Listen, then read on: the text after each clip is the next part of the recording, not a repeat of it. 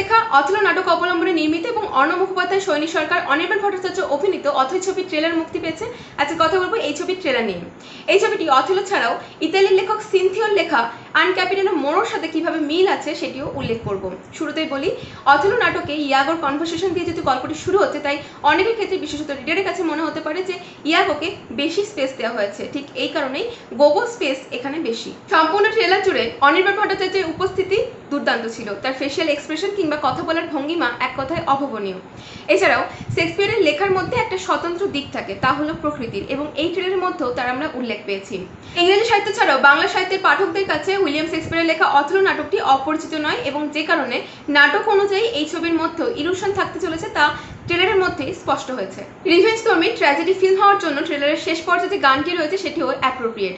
এই ছবির সাথে ক্রিয়েটিভ ডিরেক্টর হিসেবে নিযুক্ত রয়েছেন অনির্বাণ ভট্টাচার্য, এবং তার বিগত কাজ মন্দারের মতনও এই ছবিতেও একটা কালার গ্রেডিং, ব্যাকগ্রাউন্ড মিউজিকের সিগনেচার ছাপ রয়েছে, যা মিস্ট্রি ক্রিয়েট করতে সাহায্য করেছেন এবং মূলত ডার্ক শেডের। এবার বলি শুরুতে কেন আমি সিনথিওর নাটকের কথা উল্লেখ করলাম। আসলে অথেলোর মূল উপজীব্যই হচ্ছে সিনথিওর লেখা আন ক্যাপিটানো মোরো, এবং সেই গল্পে দেখা গেছে ইয়াগো ডেস্টিমোনাকে, অর্থাৎ যে ক্যারেক্টারটি এখানে সৈনিক সরকার দিয়ামোনা বলে প্লে করেছে, তাকে চাইতো এবং সে প্রত্যাখ্যান করার জন্য রিভেঞ্জ নিচ্ছে, এবং টিজারের মধ্যেও আমরা সেটার উল্লেখ পেয়েছি। তাই কোথাও কি এটা মনে হচ্ছে যে প্রপার ইতিহাস ঘেটে তৈরি করা হচ্ছে, যেখানে শুধুমাত্র অথেলো ছাড়াও এই আন ক্যাপিটানো মোরো নাটকের সাথে মিল আছে। আজকের ভিডিওটি এই পর্যন্ত। ভিডিওটি ভালো লাগলে অবশ্যই লাইক, শেয়ার এবং কমেন্ট করতে ভুলবেন না, এবং এই ছবির প্রি রিলিজ রিভিউ ভিডিও চ্যানেলে আপলোড করা হয়েছে, লিঙ্ক ডিসক্রিপশনে পেয়ে যাবেন, চেক আউট করতে পারেন।